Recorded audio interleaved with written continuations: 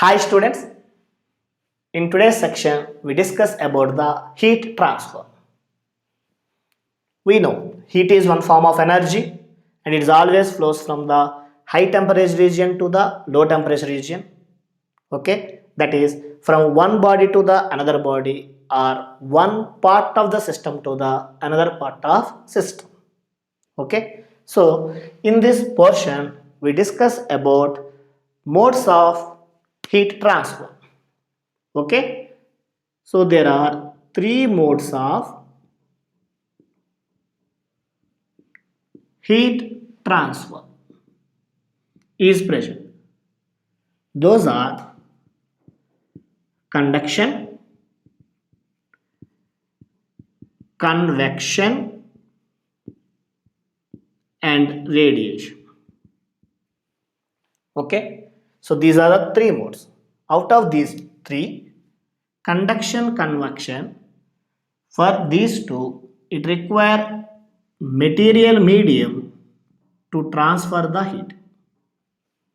Okay, medium like air is required or glass or water, whatever may be. If the medium is present, then only heat will be transferred from one part to the another part or one body to the another body by means of conduction and convection processes.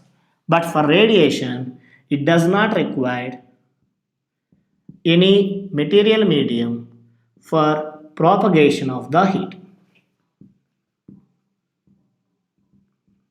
Does not require any material medium for propagation of heat. For example, the light rays which are came from the sun, in between the sun and earth, okay, only space is there. On that space there is no medium. Even though the radiations which are came from the sun to the earth is possible now. Understand? That's why for propagation of heat it does not require any medium, is called as radiations. Understand? Now we may discuss about the conduction. So what is conduction? Conduction is nothing but the process of transmission of heat energy from one part to the another part of body without actual movement of particles of the medium is called as convection. Without actual movement, that means the particles are not transferred from the one place to the another place, then only conduction is takes place. Understand? This is generally takes place in solids and very lessly takes place in the liquids and gases, but mostly conduction takes place in solids. Understand? To understand the concept of the conduction, take one example. I am considering one rod here. Okay, whose length is some L. Okay, and uniform cross section A. Uniform cross section means I said previously this is the uniform cross section. So everywhere it is uniformly there.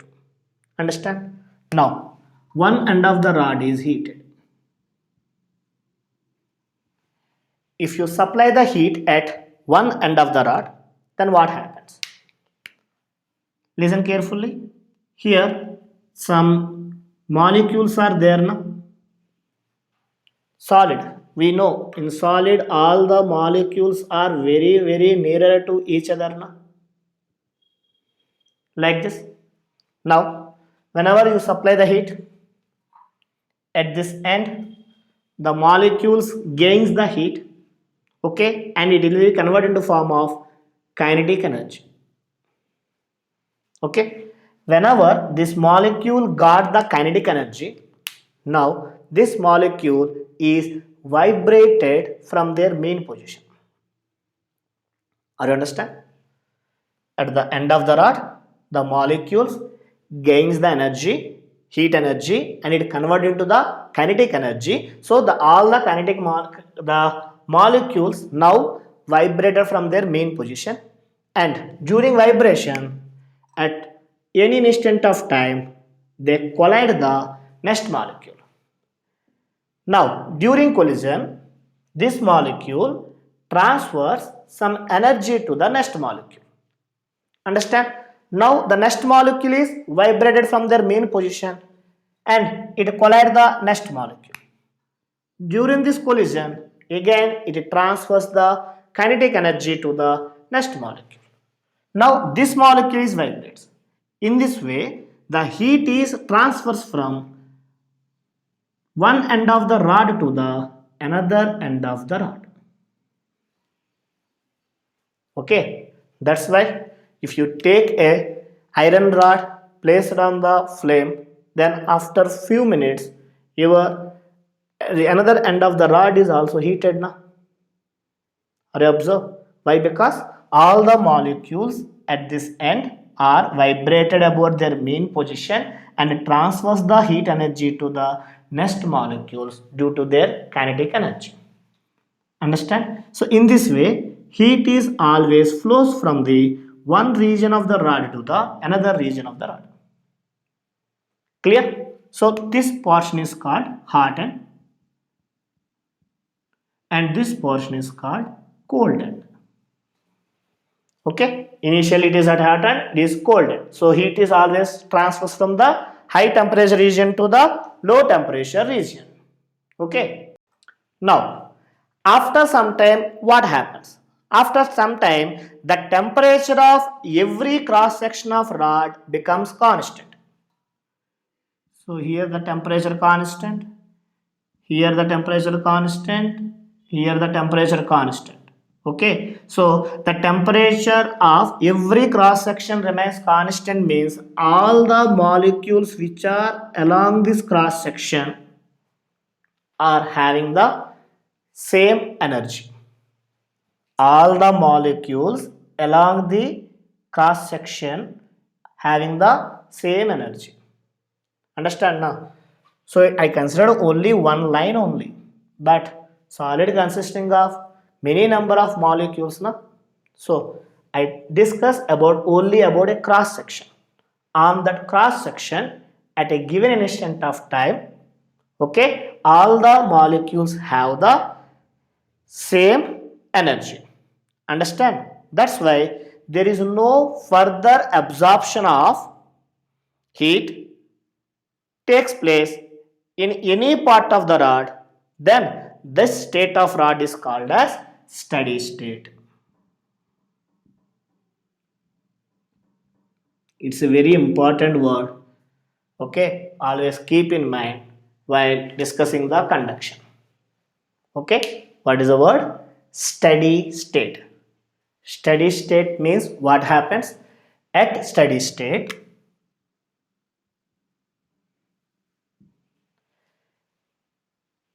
At steady state, different sections of rod attains different constant temperatures.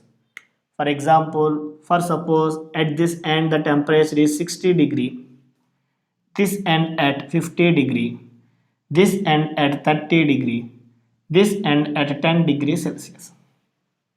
Or understand? Or 20 degree Celsius. Clear? So every section has a constant temperature. Understand now? Second one, whatever the amount of heat given here, it just transfer without taking any energy. It's also very important. For example, 5 persons are sitting in a line. Okay, so to the first person I give 10 mangoes. So what he was doing? So he was taken two, so I just given 10 mangoes. I didn't said share, take everyone two. I just given 10. That's why this first person take 5 mangoes, second person take 2 mangoes. Okay, remaining 3 persons got 1. Okay, after some time again I give 10 mangoes. Then first person initially now how many takes? Here I said 5 na. And here 2 and 1, 1, 1 I said initially. Second time, if I give 10 mangoes, the first person has now 5 mangoes. Now that's why now he was taken only 3 mangoes and transfer the remaining all mangoes. That means 7 mangoes to the remaining person. So second person now take 3, next person take 2. Again these two members are got 1 1. Okay. After certain time, again I give the 10 mangoes to the first person. Then he was taken 2 mangoes only now. The next person takes again 3 for suppose. Next person take 2 and 1. Again you supply. After certain time what happens? The first person is always satisfied after he getting certain number of mangoes now. So after that he just transfer the all the mangoes to the next persons. Is it right or wrong? So the first person now satisfied about the number of mangoes what he has. Is it clear? So this is called as steady state. What happens in the steady state? In the steady state, different sections of the rod at different constant temperatures. Okay? And at steady state, whatever amount of heat taken, it is just transferred to the next portions. Are you understand now? So that is called steady state. And at steady state, rate of flow of heat, this is called as rate of flow of heat. We know the symbol is for heat is Q now. So delta Q by delta T is called as rate of flow of heat. Otherwise another word is heat current. Heat current. That delta Q by delta T is constant through every cross section of the rod. Through every cross section of the rod, delta Q by delta T value remains constant. Understand? Then that is called steady state. In conduction, mostly everywhere we consider the steady state only. At steady state what happens? Different sections of the rod are at same temperature. Is it clear? Now, if you observe properly the rod, see, along the lengthwise, in the direction of heat, temperature falls now. So here 60, here 50, here 30, here 20. Means temperature is falls along the lengthwise in the direction of heat. Okay. So whenever the temperature is falls along its length, it is called as temperature gradient.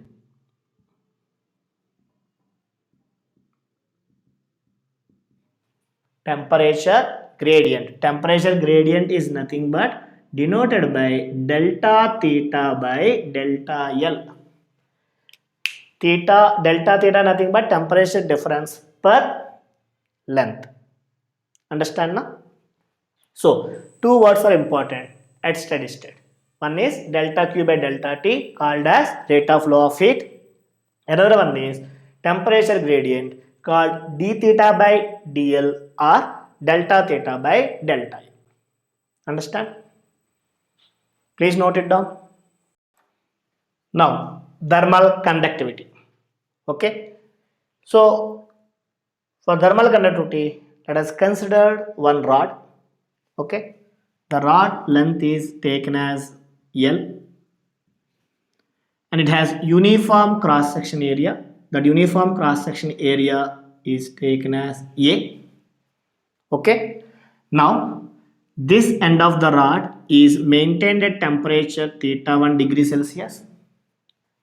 Another end of the rod is maintained at temperature theta 2 degree Celsius. Okay. I think theta 1 is greater than the theta 2. That means it is at high temperature and it is at low temperature. Whenever from high temperature, it is at high temperature, heat is always flows from the high temperature region to the low temperature region. Heat always flows from high temperature region to the low temperature region. If theta 2 is greater than theta 1, then heat flows from this end to this end. Are you understand? Next, the surface of the rod covers with the non-conducting material. This surface is covers with non-conducting material.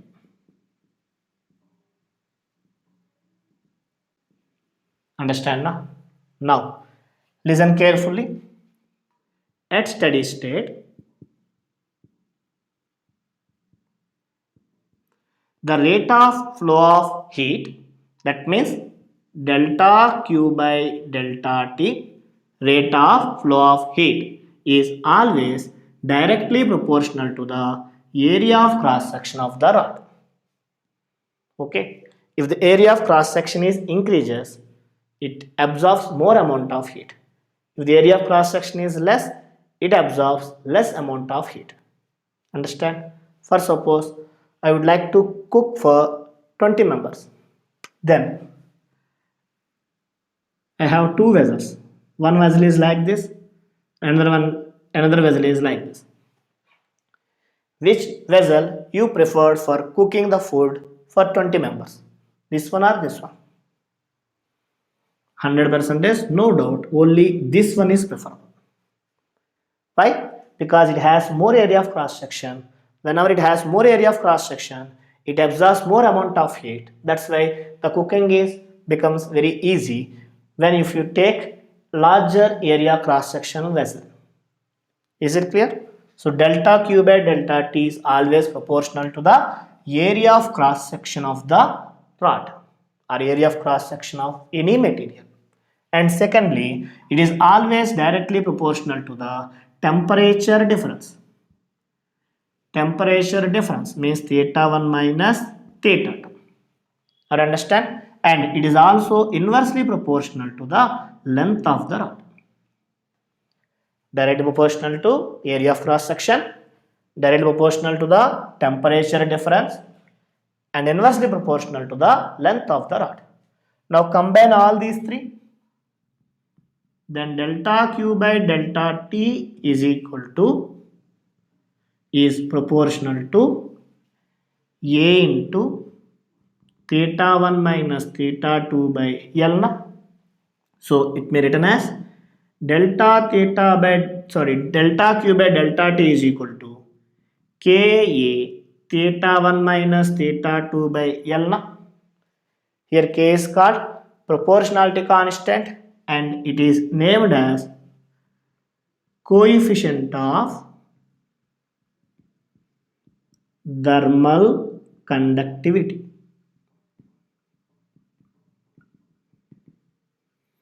Here what is K? Proportionality constant and is named as coefficient of thermal conductivity. Understand now? This coefficient of thermal conductivity is based on the nature of the material. So it depends nature of material. We know metal. If you take the metal rods, then they absorb the heat very fast and they transfer the heat from one end to the another end. So metals have K values more. Okay, compared with the glass. I understand. So different materials have different types of coefficient of thermal conductivity. I understand. It is independent on area, it is independent on the length, it depends only on the nature of the material. But rate of flow of heat current is directly proportional to area of cross section, directly proportional to temperature difference and inversely proportional to the length of the rod. Are you understand? Now, what are the units of K? If you want units of K, then check once. Here, delta Q by delta T, joule per second. Joule per second means watt, na? WATT, watt.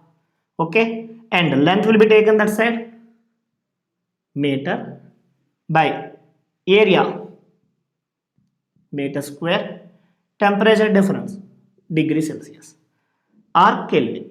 Okay, in SI units I will take as Kelvin. Now 1 meter cancel na. So what are the SI units? Watt meter inverse Kelvin inverse.